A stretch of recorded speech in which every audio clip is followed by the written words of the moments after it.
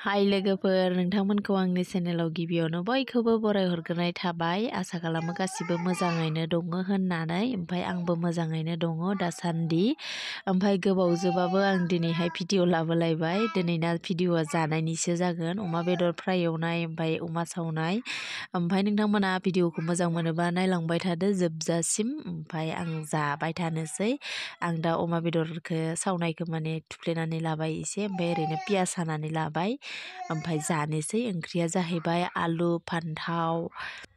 आंना भिडिअ लानायानो जादियासै, ओमफ्राय जेबो सोदोबखौनो खोनाला, माने भइसआनो अफसो जाना थानाय खोमा भिडिअ लानायाव। ओमफ्राय जेबो गैया, माने जानायनि शब्दबो गैया, रायलायनाय शब्दबो गैया। आंथ' बिराद रायलायदोंमोनबो जानायाव, नै बेदरबो खिन्थिलायदोंमोन आं, ओमफ्राय गैया।